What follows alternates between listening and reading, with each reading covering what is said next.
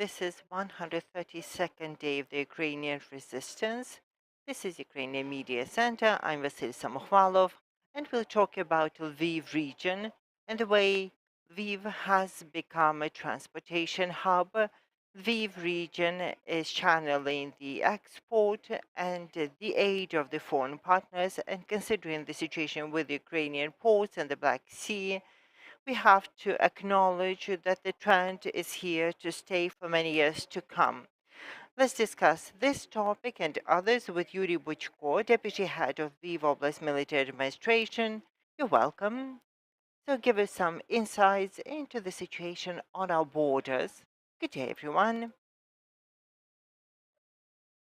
As we've seen recently in the times of war, we have seen huge queues forming up of the lorries on the border due to our access denied through the Ukrainian ports, the border with Belarus, the airspace. So the border going through Lviv region onto Poland has become the main transportation corridor. And 2 weeks ago, jointly with the Customs Service, we have succeeded in extending the Krakivets border crossing point. So the vehicles, passenger vehicles, will be going through A4 highway, and the whole cargo transportation will go through the customs border crossing points, Krakivets, on the left lane without the passenger vehicles. This has enabled us to increase the throughput capacity by 40%. If before the throughput capacity on Krakivets border crossing point used to be 260 cars vehicle per 24 hours, now it's 400. So that makes a 40% increase. To add to the situation on the Krakivets border crossing point, a new terminal is being constructed for the buses, for the coaches. Now, the coaches don't drive through Krakivets, and if you're planning your trip, please consider this. It's only Sheheni and Ravaruska that are open for coaches, and we can see up to 20 coaches uh,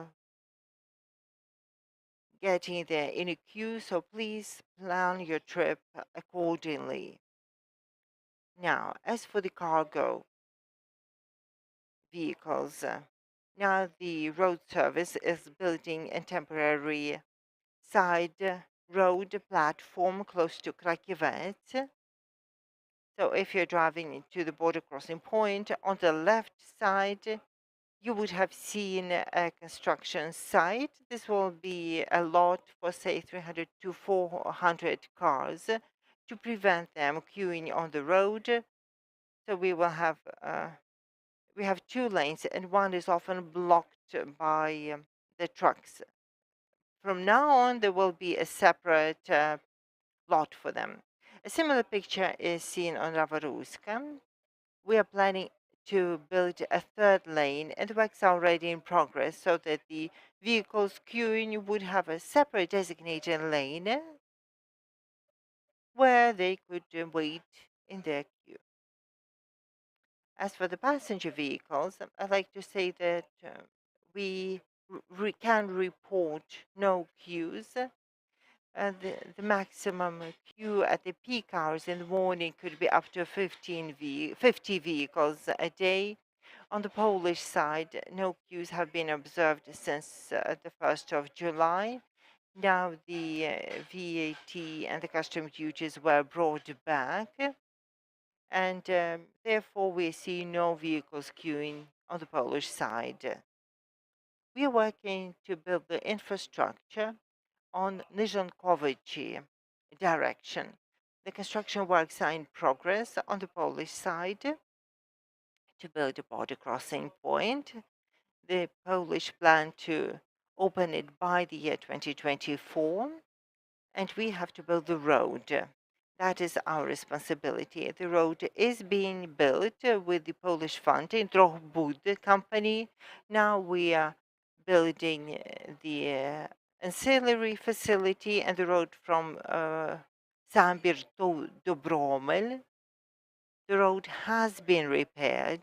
There's a stretch remaining to Nishankovichi, and we are planning to open a temporary border crossing point similar to that in Krakovec for the passenger vehicles, so that the cargo vehicles could also be given passage there, and that will help alleviate the load on Krakovec, Sheheni, and Ravoruska customs clearance points. So this is the key inputs on the cargo vehicles. Let us also discuss the railway links as a means to facilitate passage through the border. We have finalized the design for reconstructing the railway tracks in Zavoruzhka. We are planning to sign a contract with the Ukrainian railway company Dobromel territorial community and Dobromel to design the technical specifications so that we could have the railway connection from Peremysl to Harov. What will that enable us to do? The 23 kilometers of railway tracks that we'll be able to build, and that will open the possibility to open up logistical port, open docks, dry docks, as we need to transport grain and other produce by rail, and without these facilities, we won't be able to do it. Now, the temperatures are high, and that's preventing trucks delivering the train, and yet it is harvesting time. So it will be the railway that will be the key means of transporting the produce and delivering Ukrainian export.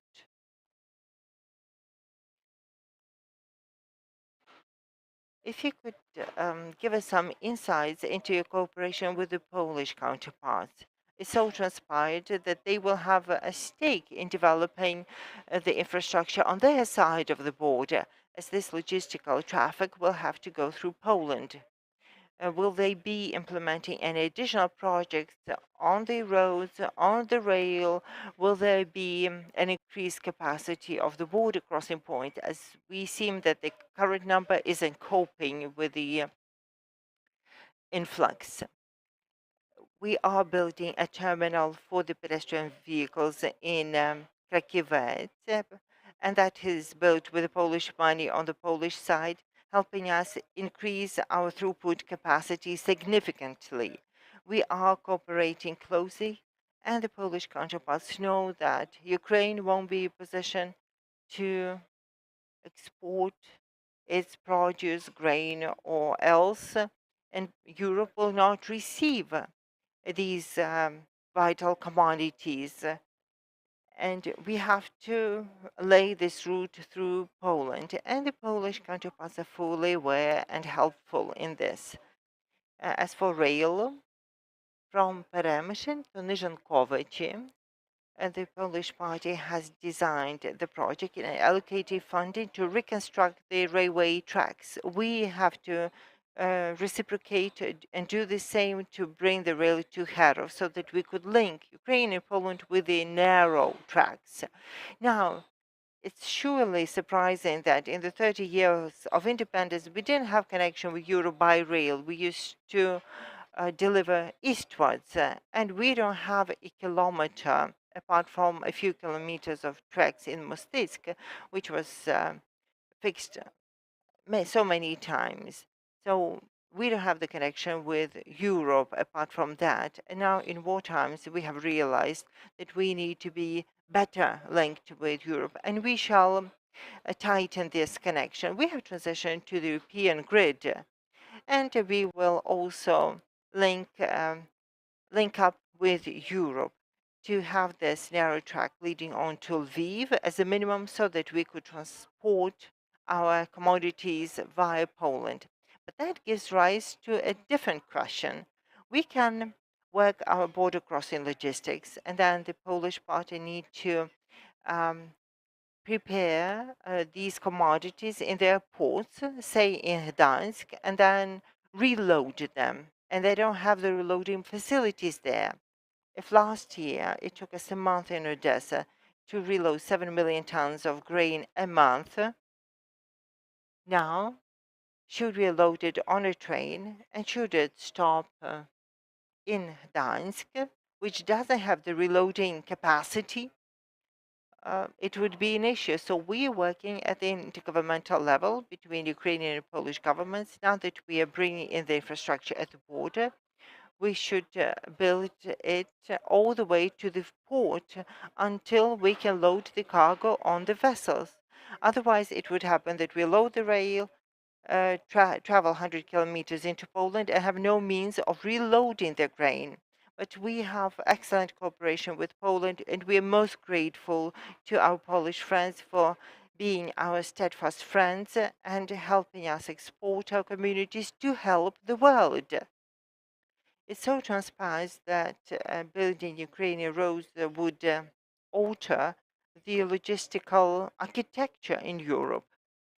Could you give us some insights about the delivery of humanitarian relief from Europe to Ukraine? What are the recent trends? There are no queues, we have customs duty and VAT back. Is it affecting the situation? The queues nor the duties haven't really affected the delivery of humanitarian relief. The humanitarian aid always comes to an end. There are people who were in a position to help out and may have run dry of their resources. There are people from different European countries of Ukrainian origin who would send a lot of help. Now we're into the fourth month of war, and we all know that we cannot only rely on volunteer support and humanitarian support. If we were to compare the first month of war and the current situation, then the volumes have dropped by times. They're not commensurable. But we've learned to live in the context of war. If in the very first days of war, the shelves in our supermarkets ran empty, we were out of fuel. Now the economy has kicked in and the economy is sustaining the war effort. We have import and export going strong. So we may not experience such a dire need in foodstuffs or clothes to be sent as humanitarian relief. And the supply isn't there. We need support for the Ukrainian army. We need vehicles, thermal imagers, quadricopters, drones, vehicles. That is needed badly. As for the foodstuffs, then the logistics turns out to be very costly.